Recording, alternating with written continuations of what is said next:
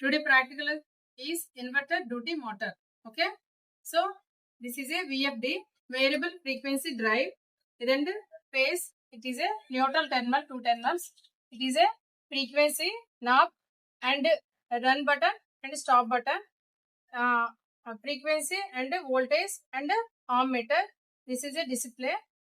Okay. This is a inverter duty motor. 1 HP motor and this HP is 0.75 kilowatts. అలాగే 1500 RPM ఇది and 220 volts single face.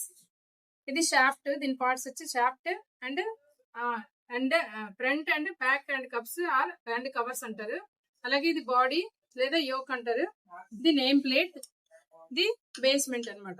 ఓకేనా. So ఇది ఎలా process అవుతుందంటే, అసలు యాక్చువల్ గా మోటార్ అంటే ఏంటి డెఫినేషన్ అంటే, మోటార్ ఈజ్ ఏ మెషిన్.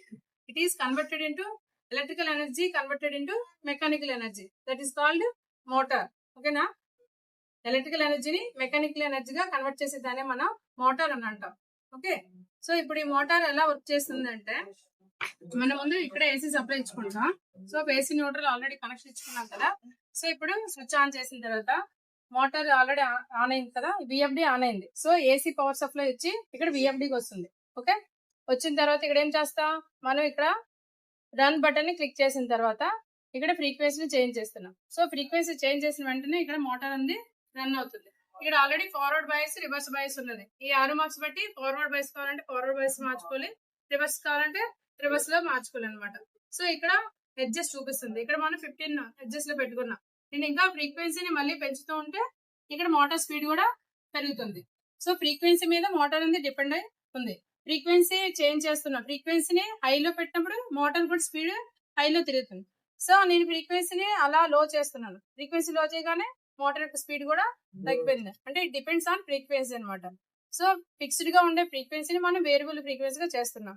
ఓకేనా. వోల్టేజ్ కూడా వేరియబుల్ అవుతుంది, ఫ్రీక్వెన్సీ కూడా వేరియబుల్ అవుతుంది. ఇక్కడ వోల్టేజ్ అండ్ ఆంప్స్ కూడా ఇక్కడ మారుతూ ఉంటాయి అనమాట. ఈ ఆర్ఎంఆర్ క్లిక్ చేయగానే వోల్టేజ్ చూపిస్తుంది, మళ్ళీ ఈ ఆర్ఎంఆర్ క్లిక్ చేయగానే ఆంపియర్స్ చూపిస్తుంది అనమాట. ఓకే. సో ఇది ప్రాసెస్ అనమాట. This is the total practical of inverted duty motor. అర్థమైందా?